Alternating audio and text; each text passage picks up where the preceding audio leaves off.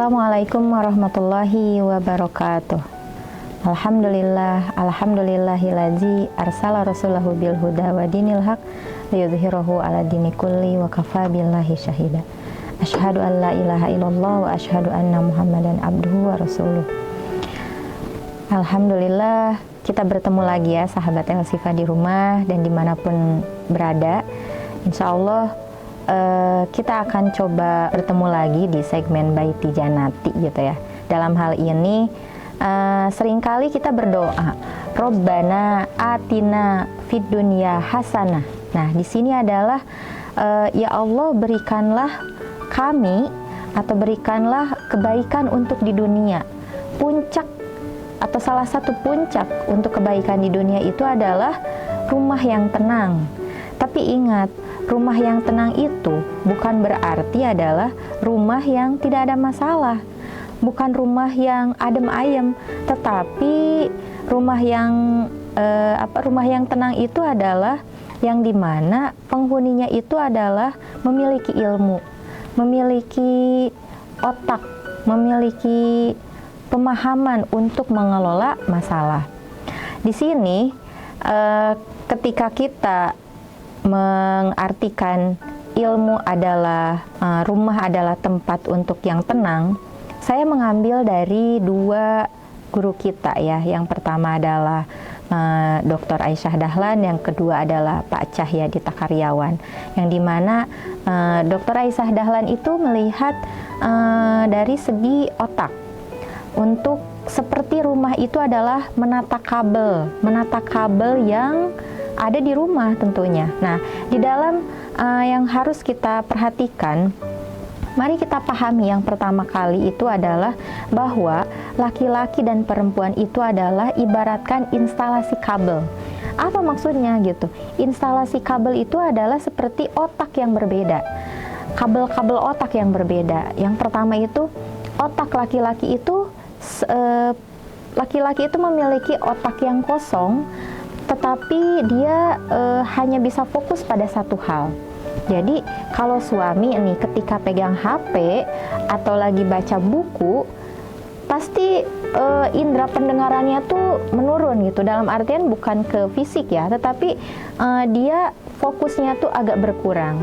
Jadi para ibu di rumah atau para istri di rumah, jangan marah kalau dipanggil tidak menyaut, karena itu adalah sesuatu yang fitrah. Kebalikannya, para istri atau para ibu itu kabelnya itu berseliweran. Dia bisa bicara lebih dari 20.000 kata sehari. Jadi kalau misalkan tidak dikeluarkan nih si 20.000 kata itu ada beberapa orang yang menganggap bisa menjadi penyakit.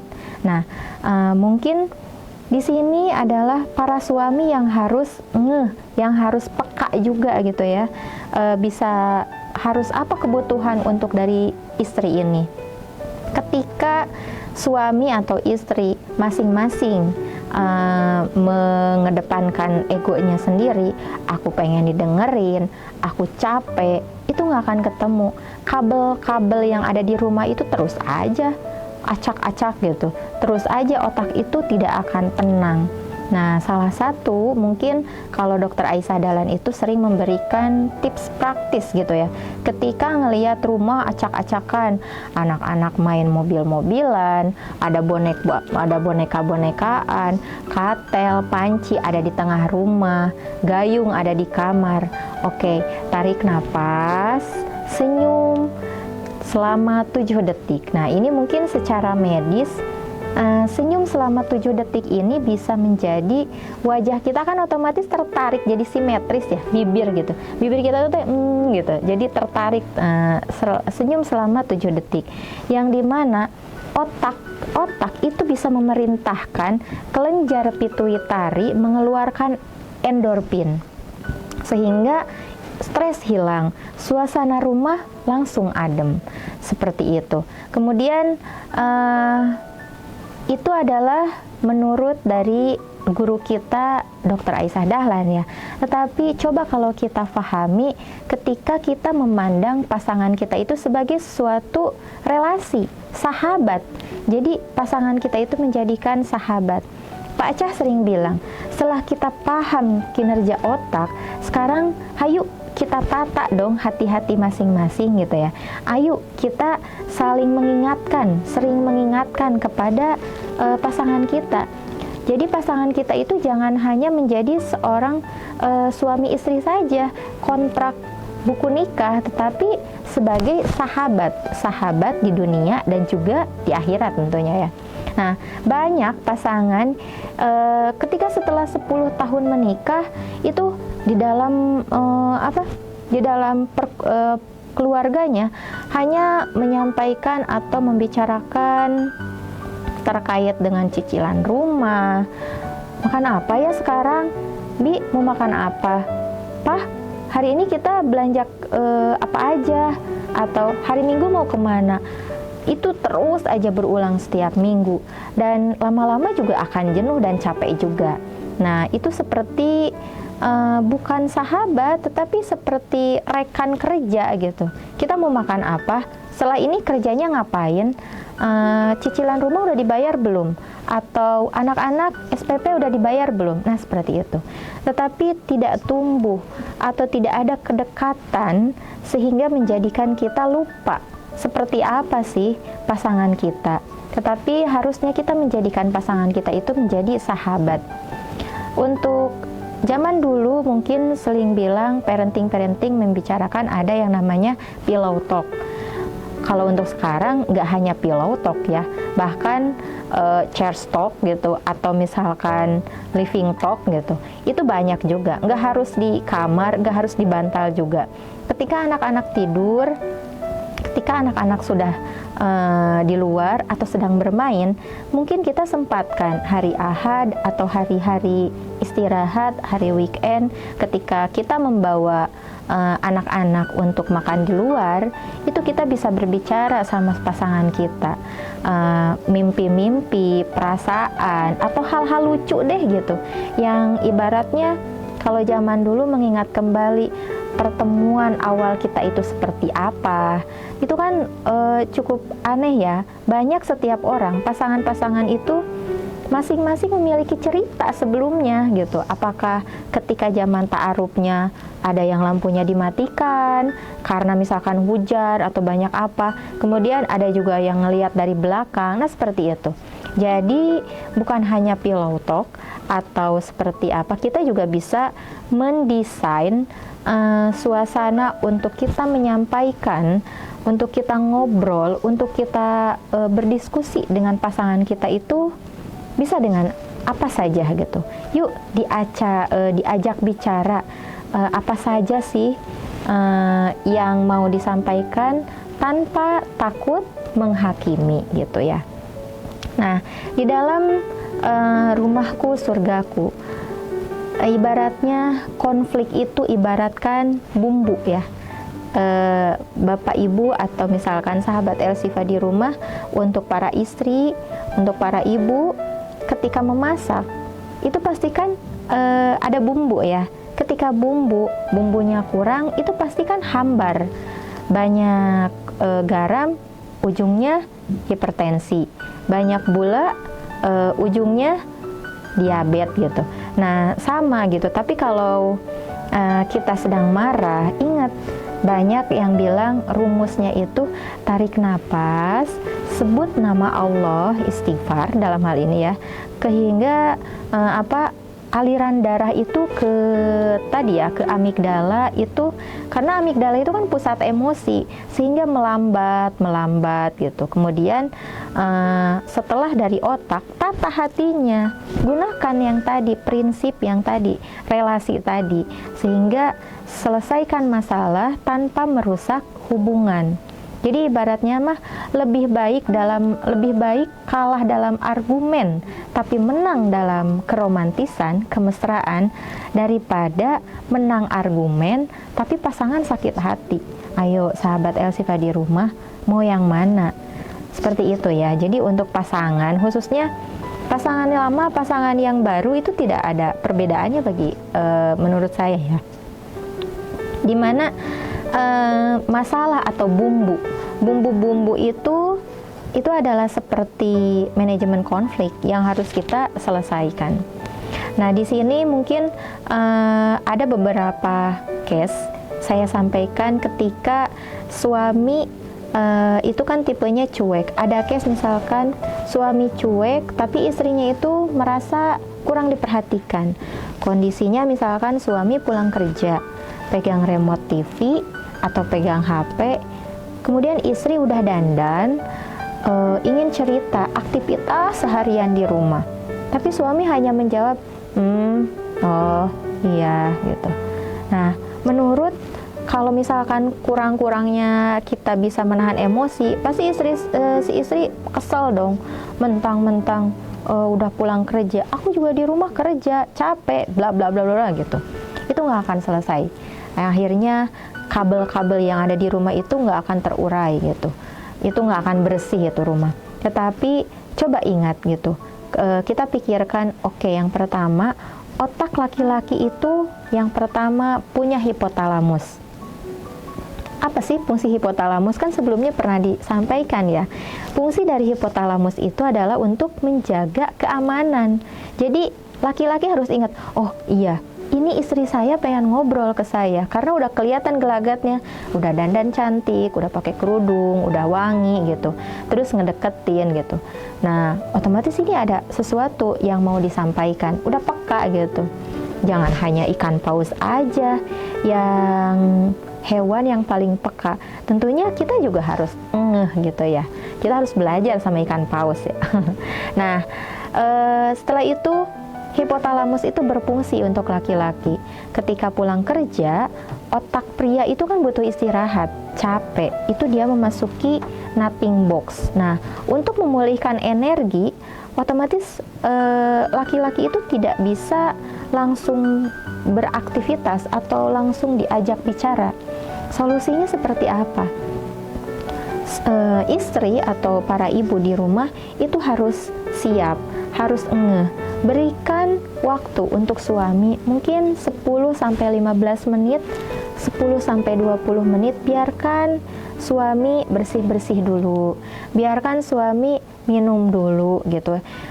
Jangan langsung dibombardir dengan pertanyaan, atau misalkan ayo kita jalan-jalan keliling komplek aja nggak apa-apa gitu. Ibu suntuk nih di rumah. Nah, seperti itu ya. Jadi kita harus ngecek apakah suami kita udah siap, apakah suami kita udah rileks. Kalau misalkan dia udah rileks, kita penuhin dulu perutnya, kita kasih minum, kita kasih makan, baru kita sampaikan gitu, sehingga hormon dopaminnya itu stabil gitu dan siap mendengarkan. Kemudian kita juga jembatan komunikasi. Jadi jangan berharap suami itu bisa membaca pikiran kita gitu. Kalau misalkan selaku perempuan. Dalam artian di sini konsepnya itu saling ya. Jadi suami memahami istri, istri pun memahami suami. Jadi jangan berharap suami membaca pikiran gitu, mind reading gitu. Solusinya itu ketika istri bisa bicara jujur tanpa menyalahkan, itu gunakan pernyataan-pernyataan yang enak banget gitu ya. Atau misalkan rayuan-rayuan ketika misalkan suami datang, deketin, kasih minum, terus bilang gitu sambil misalkan dipegang tangannya atau misalkan seperti apa, ayah aku pengen cerita gitu, atau ya bermanja-manja seperti itu. Sebenarnya mungkin suami juga seneng kalau istri bermanja-manja hanya kepada dia tentunya ya. Nah, di sini boleh minta waktu 15 menit ya gitu. Jadi ini adalah efektif, komunikasi efektif daripada menyindir terus aja. Udah pulang kerja, oke, kamu mah enak di rumah, di luaran, lihat bisa bernafas lega, main ke sana, main ke sini, aku capek, suntuk gitu. Nah, itu kan sesuatu sindiran-sindiran yang sepertinya tidak perlu gitu ya. Kita harus belajar dari kisah Ummu Sulaim. Nah, Ummu Sulaim ini di mana kita kita garis bawahi ada 4. Ummu Sulaim ini anaknya itu sakit keras. Nah, Abu Tholahnya itu lagi berdakwah, lagi pergi gitu ya, lagi pergi. Kemudian tadi anaknya tadi kan meninggal dunia. Nah, sebagai seorang ibu tentu kan otomatis hatinya itu sakit gitu, hatinya hancur. Anak sakit, suami nggak ada. Tapi Ummu Sulaim itu menunjukkan emosi kecerdasannya, emosinya itu luar biasa. Ia berpesan kepada keluarganya, jangan ada yang mengabari suaminya tadi. Jadi ketika suaminya datang, tolong jangan ada dulu yang mengabari kepada suami saya gitu. Biarkan aku sendiri yang akan mengabarinya. Kemudian ketika suaminya datang, itu tidak langsung dibombardir apalagi dengan nangis gitu. Tetapi Ummu Sulaim itu saat Abu Tholah pulang, kemudian Abu Tholah kan bertanya, bagaimana keadaan putra kita gitu. Ummu Sulaim jawabnya apa? Dia sudah lebih tenang dari sebelumnya, katanya. Jawabannya tuh gitu, dia udah lebih tenang dari sebelumnya. Untuk apa kata-kata itu? Untuk menenangkan suaminya, sehingga suaminya itu ibaratnya biar tenang dulu. Nah, kemudian kan itu kalimat-kalimat yang secara tersirat itu udah tenang, otomatis kan udah wafat gitu, tapi tidak membuat suaminya panik. Nah, Ummu Sulaim ini kemudian dia melayani suaminya dulu, melayani Abu Tholah, dia berdandan cantik, kemudian menghidangkan makanan, bahkan dia melayani suaminya dulu itu dengan berhubungan gitu ya maksudnya. Nah, dalam artian dalam artian supaya memastikan hormon dopamin oksitosin yang Abu Tholah ini dia stabil. Jadi ketika setelah lelah bekerja, dia tidak, ketika mendengar berita itu tidak stres atau tidak terpuruk atau gitu, seperti itu. Kemudian Ummu Sulaim ini menggunakan teknik komunikasinya itu keren banget kalau menurut saya ya. Jadi setelah suaminya tenang, perutnya kenyang, barulah Ummu Sulaim bertanya, wahai Abu Tholah, bagaimana pendapatmu jika suatu kaum meminjam barang kepada suatu keluarga, lalu mereka memintanya kembali? Apakah keluarganya itu berhak menolaknya gitu? Terus jawaban dari Abu Tholah, oh tentu tidak gitu, karena itu kan bukan punya keluarga itu. Nah, disinilah Ummu Sulaim menyampaikan kalau anaknya itu sudah wafat gitu. Nah, indah sekali kalau nggak salah itu judulnya, maka berharaplah pahala kepada Allah atas kematian putramu gitu. Itu kan sangat tenang, damai gitu, sehingga Abu Tholah berpikir, oh iya gitu. Jadi karena sudah dikasih pertanyaan yang sebelumnya, itu kan perlu emosi, perlu pikiran yang tenang dan Masya Allah gitu ya. Nah, kebesaran atau keberkahan, kesabaran, keberkahan itu dari Abu Tholah itu memang sempat kaget. Dan Abu Tholah itu melapor kepada Rasulullah, sehingga Rasulullah itu justru mendoakan pada mereka gitu ya, semoga Allah memberkahi malam kalian berdua gitu. Nah, makanya akhirnya itu menjadi syahid gitu dan seterusnya. Nah, di sini kita bisa melihat emosi dari seorang ibu, emosi dari komunikasi yang ditampilkan seorang ibu, dan faham memahami antara pasangannya itu seperti apa gitu. Ketika Abu Tholah hanya kaget, dia tidak emosi, dia tidak apa. Coba bayangkan kalau misalkan Abu Tholah marah-marah, kamu tidak becus, kamu tidak apa, itu bakal semakin runyam. Makanya mungkin kita bisa mengambil ibroh dari kisah dari Ummu Sulaim tersendiri. Kemudian ada juga case-nya, misalkan istrinya cerewet, kemudian mengungkit gitu ya, mengungkit masalah-masalah lama ketika bertengkar.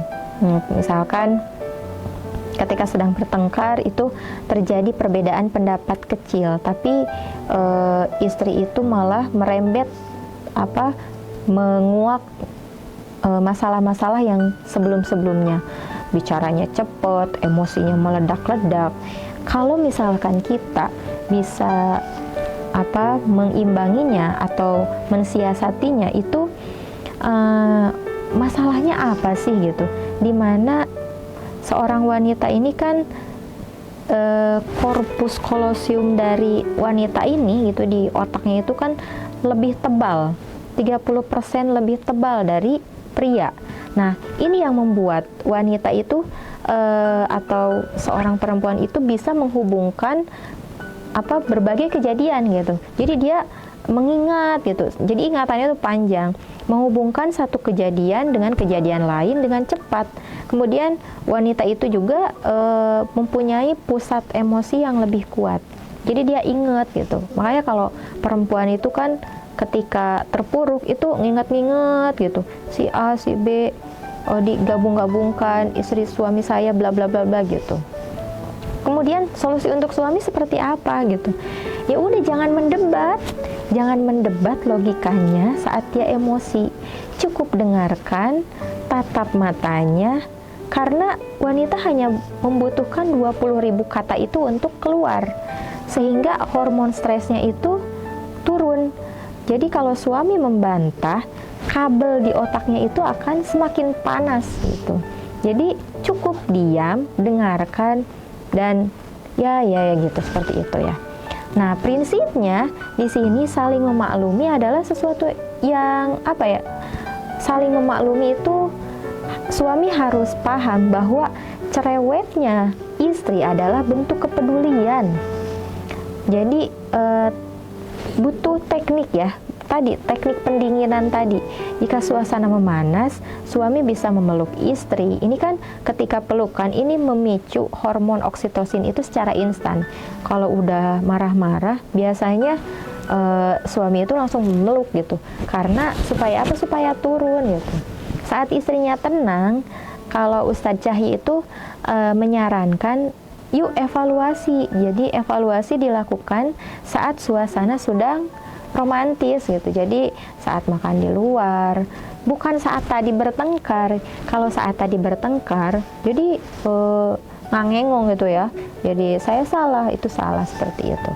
Qadarullah ya, seperti itu ya Bapak dan semuanya sahabat El-Sifa dimanapun berada.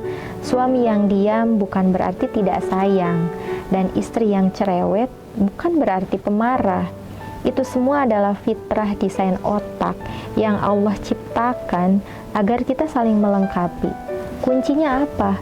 Kuncinya suami istri itu belajar mendengar empati.